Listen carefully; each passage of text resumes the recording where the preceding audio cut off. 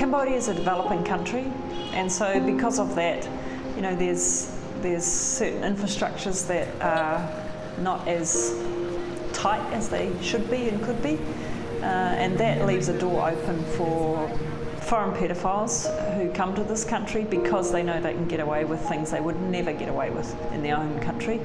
The foreign pedophiles, a good number of them who are caught, we find that they have criminal records in their home countries for similar offenses. They come from the US, they come from Europe, they come from Australia, Canada, really all over. And these are men that are pretty hardcore. They know that there are those who are looking for them and trying to stop them, but even that doesn't stop them from making the trip around the world to a place like Cambodia. It's not all foreigners. They are the ones that stand out, and they are the ones that get the publicity, but they are probably 5% of what goes on here. In Cambodia, prostitution is a normal part of life and has been for a long time, which has resulted in the largest group of customers being Cambodian men and other Asian men. Many of these establishments cater specifically to Asian men. These karaoke bars, the massage parlors, the brothels. It happens all over the world, so in some ways Cambodia is no different.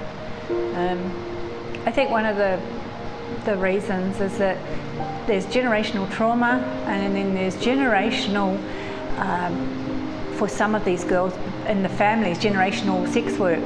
So it's become more normalised for some of the younger girls, especially some of the girls from the Vietnamese family, where some of them are third generation. So it's kind of been like a normalised type of, this is what will happen to someone in the family. So one of the girls, for the honour of the family, will go into this kind of work. I've read reports over the years that have said that as many as 75% of Cambodian men lose their virginity to prostitutes. And when I've spoken to young men and women here about that, I've yet to find anybody to disagree with that. And so because it's something that's so normal in the culture, the line between prostitution of adults and prostitution of children, it's not a big line. If you're okay with one, then it's likely that you're going to be okay with the other. What's the real difference between, in their minds, many of them, between the prostitution of an 18-year-old and a 17-year-old, for example, or a 16-year-old? They have a saying in Cambodia that boys are gold and girls are white cloth. So a white cloth gets dirty easily, a gold you can make shiny. So culture says that girls are not valuable. So there's a number of different reasons why in Cambodia this is an issue at the moment. What we generally find are families that are making money from this industry. And in this industry, you often find husbands, wives, even grandparents, generations that have been making money by running an establishment where prostitution is the main source of income. All our girls that have come into us have been from very poor families, Cambodian families. And so when the girls are offered some money, or the families are offered money, then it's very tempting to push the girls into this.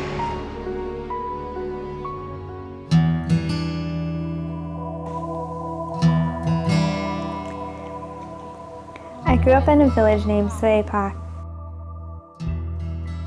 Whenever a customer came and wanted to get service, the brothel owner would come and collect us kids. She'd give us little money and keep the rest for herself. Nvader is this village that there is no other reason that a foreigner would go there other than to access children for sex. There's no restaurant that would draw people there. There is no coffee or any shop that sells anything that would draw any foreigner to come there, other than the reputation that it has developed over the last more than a decade of selling its young children to foreign sex offenders for money. So it's a community that has profited from sexually exploiting the children in that community. It was awful. Every week I'd have to service 3 to 4 customers or more. Most of the men were between 20 to 50 years old. Some of them would be violent with me and hit me. I always felt like I had no value since I was involved in this. I just wish that people who come here to abuse children would understand the life sentence they are imposing on somebody else for 15 minutes of pleasure for them. Our kids, they will carry this for the rest of their lives.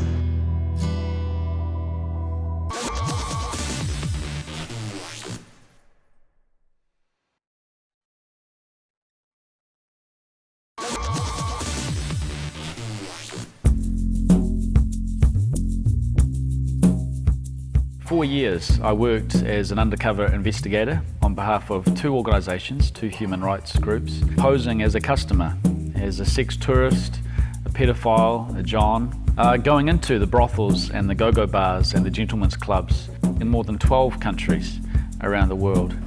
And our goals were primarily twofold. Firstly, to get evidence, to document what was going on so that we could facilitate the rescue of the women and children being held in the sex industry, the sex trafficking industry. And secondly, to facilitate the prosecution of the criminals responsible. And ultimately, I was able to participate in the rescue of several hundred women and children, and also facilitated the arrest and prosecution of a large number of perpetrators. In some countries, we were able to secure the arrest and successful prosecution for sex trafficking for the first time in those nations. I mean, this was really groundbreaking work.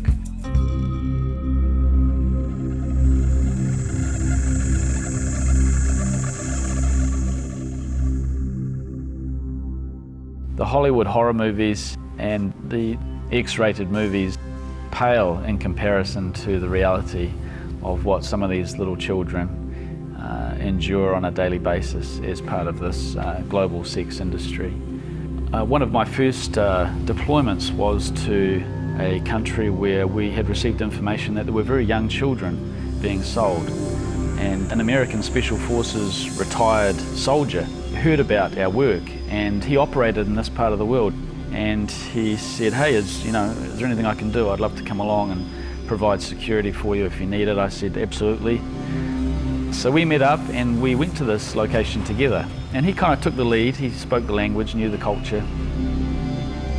So the pimp came out and spoke to us, and we followed him to a brothel, a house in this area, one of many.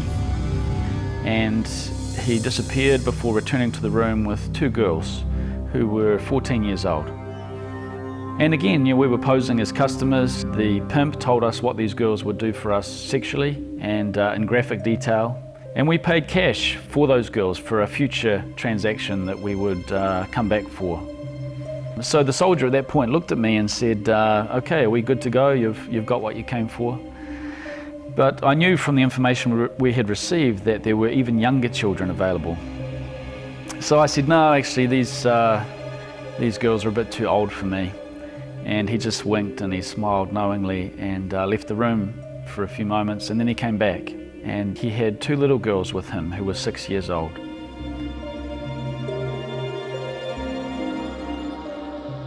And he told us again in graphic detail what they would do for us sexually for $30 an hour.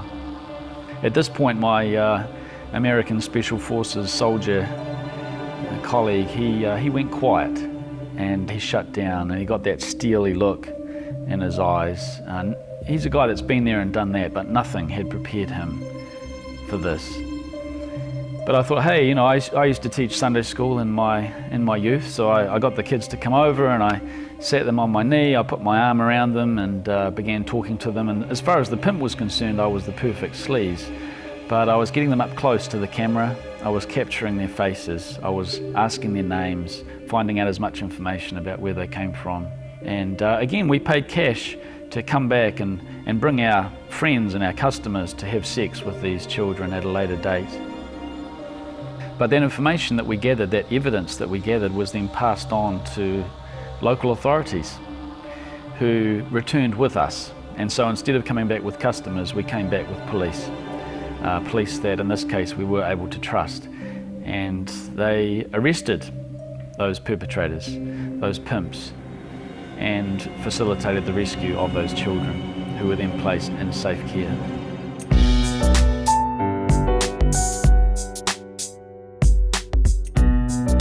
The amazing thing for me was just how easy this work was. Again, it's the criminals need the customer. They cannot sell these women and children without the customer.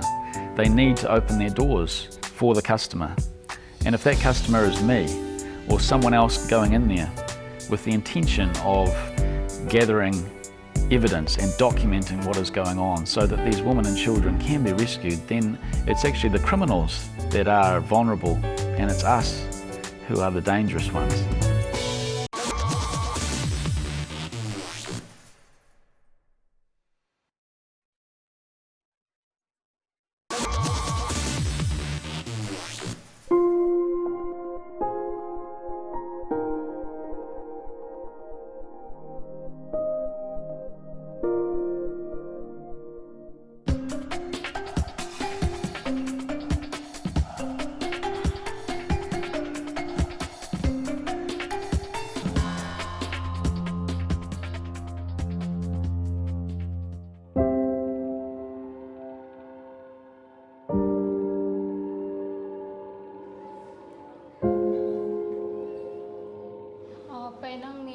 I grew up in a village named Nvader.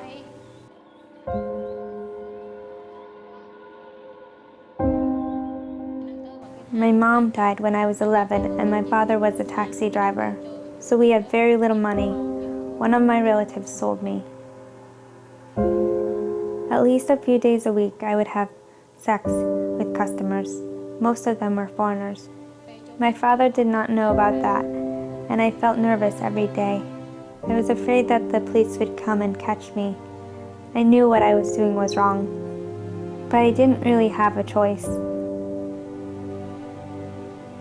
Whenever a customer came and wanted to get service, the brothel owner would come and collect us kids. She'd give us little money and keep the rest for herself. I hated her so much, and I used to feel that I wanted to report her to the police, but I was afraid that I might get in trouble.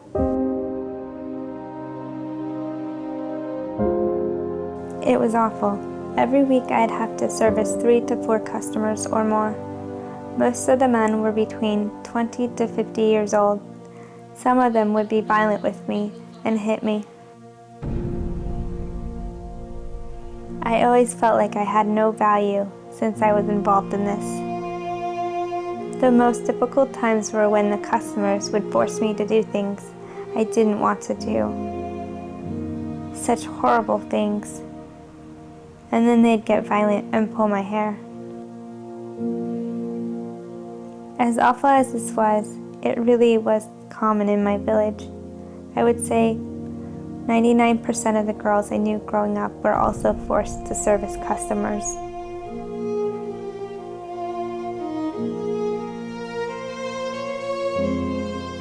So that is why when you hear a girl is from Nvader, everyone has a negative feeling. I'd say half of the parents in Nvader agreed to have their children service customers, but the other half of the parents didn't know. I think if they did know, they'd feel terribly sad. I just kept hoping that if my father could earn a good income, then I could stop. I lived in my own house during the time I had to service customers. I kept it a secret from my father, so I feel scared every day and afraid that one day my father could not find me. Just like my dad, some of the other parents didn't know what was going on. When we were servicing customers, they thought we were out playing with other kids. However, other parents knew and were helping to sell their kids. One day some detectives came to Nvader and pretended to donate soap to the kids. Later that day, they brought the police in and rescued us. I was nervous that day I was rescued. I didn't know what was going on, and I thought maybe the foreigners were taking us to another city to make us service customers there. Instead, they took me to an NGO. There, a police officer asked me questions and was taking notes. I was really scared then because I didn't know if they would go and arrest my father and the other parents who didn't know.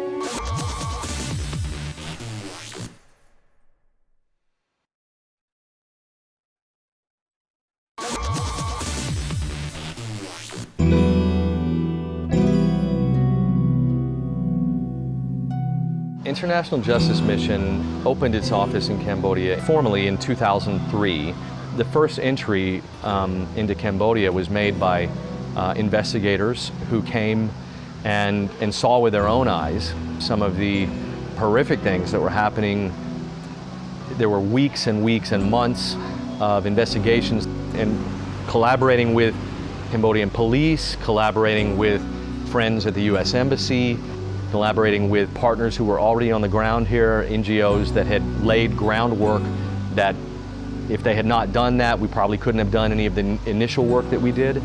But it culminated in 2003 with the first case that we had here, which was in Sveipak, this village. The end result was there were over 30 girls, young and children, I say girls, prepubescent girls who were rescued from sexual slavery there, and I think it was 13 perpetrators who were arrested also, and that was the first case. Eventually I was taken to live at a place called Hagar. Here I have an education and a wonderful counselor who encourages me and teaches me and lets me know God cares for me. Hagar's mission is whatever it takes for as long as it takes to restore a broken life. And I really like that because sometimes it's whatever it takes. Sometimes it's going to take a long time, often it will. Our purpose is singular. We restore broken lives. So we don't do rescue, we do restoration. We don't build churches and schools and health clinics. We restore broken lives. We do one thing, we restore broken lives. During counselling, we're putting back the pieces of the puzzle to make something that is beautiful and whole. And you can't change what happened in the past, but you can integrate it into the whole. And so that's always our aim, is to bring wholeness. You're always going to have the scar of the past, but it has to be part of your story, but it's not your whole story. That your whole story, your future, does not have to be dragging this past behind. Education is a key factor in building resilience and protecting children against trafficking. And there's some research been done where they interviewed 600 girls who had been trafficked, and they asked them, the first time you were sold, what grade were you in school? Not now, not when you were rescued, the first time you were sold, what grade were you? And if you can picture a graph, okay, if this is grade 0, never been to school, and to grade 12, then the graph is at 0 is huge, and then at about grade 2, 3 it starts to come down, and when you get to about grade 5 it just flattens right out. So 95% of the trafficking happens before grade 3, and of that the vast majority of it has never been to school or just been to grade 1. Hagar has helped me get an education. I am grateful because education can enable me to have a good job in the future, and I can really help my family. We use education as a motivation for our kids to recover. Education is so highly valued here. In my country, at-risk youth don't want to go to school. In this country, if they can go to school, they're not at risk. I would like to say thank you to those who rescued me and helped me. They took me from such a dark place to a place which is full of light. I've met some of the girls who were rescued then, who were so small, and now who are young women, and I've seen how they have flourished under the care of the programs that some of our partner NGOs run here, and to see the difference in these girls today, and just through the years, the continued difference is what makes it worth it. It makes all the hours and the time and the frustrations and the difficulties and the dangers makes it worth it. So I hope that I will have a good future. And I would encourage men not to discriminate against young women who have experiences like mine. Because even though we've had these experiences, we also want to have a good future and a good family. I hope that my village becomes a better place, and I someday want to help other girls who've been involved in this sad experience. Hope is such a little word, but it's with a massive impact. So much of this country is hopeless, and when you can instill hope into somebody, it is a self-motivating. You don't have to push anymore. They are pulled towards a hopeful future. I'm passionate about seeing that life that was so broken and there was no hope. I'm really passionate about seeing that person released to be the person that they were designed to be, that God designed them to be. Having hope, for all of us, having hope is hugely inspirational.